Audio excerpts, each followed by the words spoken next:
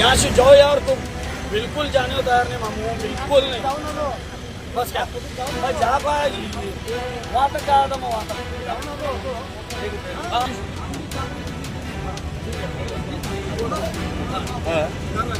वो आप रेडी कर रहा है कार्ड में जितना बोले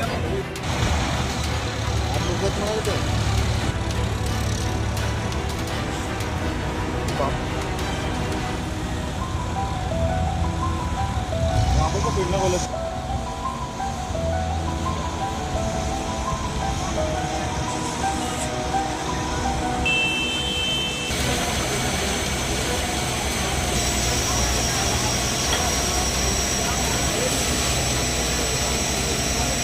के मुख्य अग्निशमन अधिकारी सोलापूर महानगरपालिका अग्निशामक दल 4:10 ते 4:15च्या दरम्यान 101 वर कॉल आलेला की टेक्स्टाईल इंडस्ट्रीमध्ये MIDC इथे आग लागलेली आहे। MIDCचं आपलं फायर स्टेशन जवळ असल्याकारणाने आपण पहिला MIDCची गाडी पाठवली।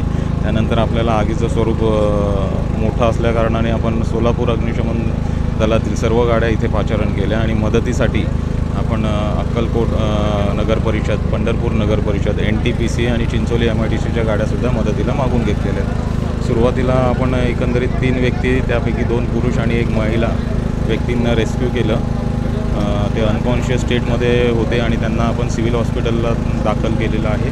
त्यानंतर अजून काही व्यक्ती फसल्याचे इथे स्थानिक लोक सांगत आहेत। किती पाण्याचे टँकर आता नाही म्हणाला तरी आपल्या 5 गाड्या आणि इतर 4 गाड्या यांनी या कंटिन्यू रिफिल करून पाणी मारत असतात, त्यामुळे 50 गाड्यांच्या वरती तरी क्षमता झालेली आहे।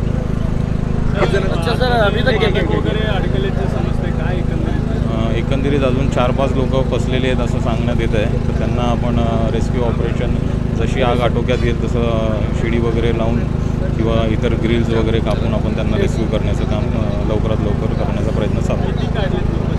एकंदरीत 3 व्यक्तींना आपण काढलेलं आहे।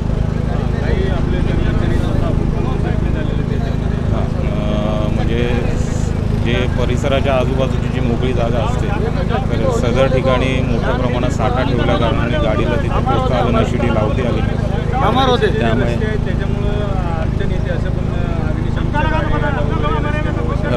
रस्त्यांचं काही हे नाही, गाड्या आलेल्या आहेत वेळेवर। फक्त जे इंडस्ट्रीच्या बाजूला जी जागा मोकळी सोडली जाते तिथे मोठ्या प्रमाणात त्यांनी यांचा साठा ठेवलेला, टेक्स्टाईल इंडस्ट्री असल्याकारणाने आपल्याला शिडी लावण्यात आली नाही तिथे आणि मग आपल्याला पत्र्यावरती चढून सदर खिडक्यांच्या ग्रिल्स वगैरे तोडून रेस्क्यू ऑपरेशन करावं लागलं। मग त्यामध्ये मला आणि माझ्या व्यक्तीला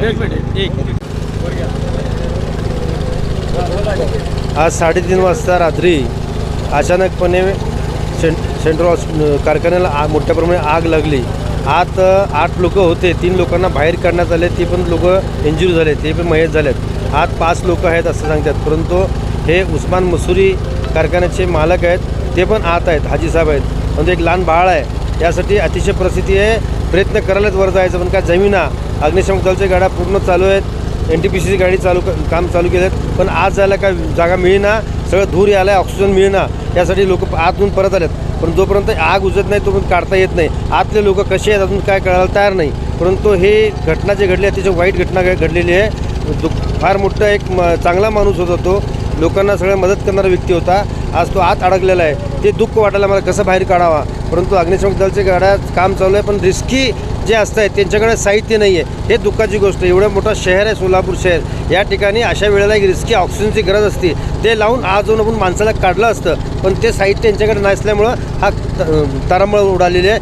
माणूस आत गेले की त्याला पूर्ण वाफ मारायला बाहेर यायला आहे।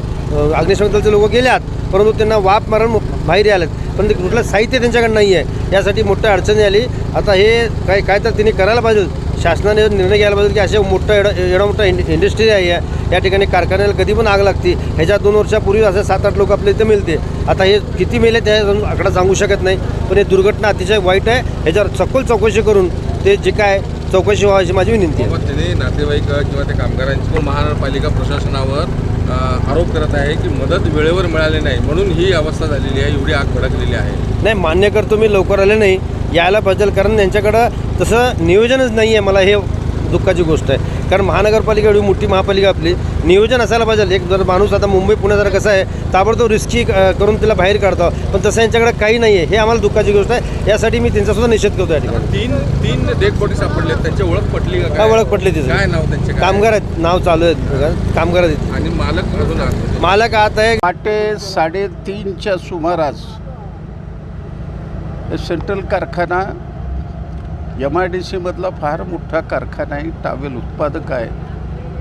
गेले अनेक वर्षापासून या ठिकाणी त्यांचा कारखाना चालतो. जवळजवळ 200-250 कामगार त्या ठिकाणी आहेत. अनेकदा या कारखान्याला मी भेट दिलेली होतं, परंतु कशामुळं आग लागली अजून पत्ता नाही आहे. वेळेवर अग्निशामक दलाची गाडी आलेली नाही, त्यामुळं अजूनही आग अजूनही या ठिकाणी आहे. आणि सगळ्यात भयानक गोष्ट असं आहे, त्या सेंट्रल कारखान्याचे मालक आणि त्यांचे कुटुंबीय असं 5 माणसं त्या आगीच्या खोलीमध्ये अडकलेले आहे. अजूनही त्यांना काढण्याचे प्रयत्न होत नाही आहेत. आत्ताच मी महापालिकेचे जे अधिकारी आहेत कारंजे, त्यांना मी सांगितलं ताबडतोब ते पाऊल उचला, कारण फायर ब्रिगेडचं काम आहे. तर त्या पद्धतीनं त्या लोकांना जिवंत बाहेर काढणं अत्यंत गरजेचं आहे. जवळजवळ या ठिकाणी 6-7 तास होऊ लागू लागलेला आहे. आणि महानगरपालिकेची यंत्रणा, पोलिसाची यंत्रणा या ठिकाणी निष्प्रभ झालेलं आहे. तर आपण या ठिकाणी त्यांना वाचवण्याचा प्रयत्न व्हावा आणि ताबडतोब आग आटोक्यात आणण्याकरता प्रयत्न व्हावं. मी पोलीस कमिशनरशी बोलतो, आयुक्ताशी बोलतो, बघतो काय प्रयत्न होतं याचा. मास्तर, नातेवाईकांनी आणि मित्रमंडळींनी गंभीर आरोप केले आहेत महापालिका प्रशासनावर.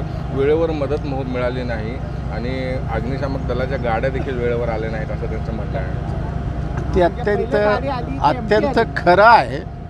नातेवाईकांनी जो आरोप केला, तर त्या वेळेला जर या ठिकाणी 2-4 मिनटात जर गाड्या आल्या असत्या तर अनर्थ झाला नसता. तर याची चौकशी राज्य सरकारने करावी. मी मुख्यमंत्र्याकडे मागणी करतो यासंबंधी. उद्यासुद्धा मी यासंबंधी त्यांच्याशी बोलण्याचा प्रयत्न करेन प्रत्यक्ष. आज रविवार आहे, बोलणं शक्य नाही. उद्या बोलेन, मेलही पाठवेन आणि संबंधित जे महापालिकेचे अधिकारी आहेत त्यांच्यावर कठोर कारवाई करावी अशी मागणी करणार. आणि या कारखान्याला संपूर्ण नुकसान भरपाई, जे काही कोट्यावधीचं नुकसान झालेलं आहे, ते महाराष्ट्र शासनाकडनं यांना मिळावं अशी आम्ही मागणी करणार आहे.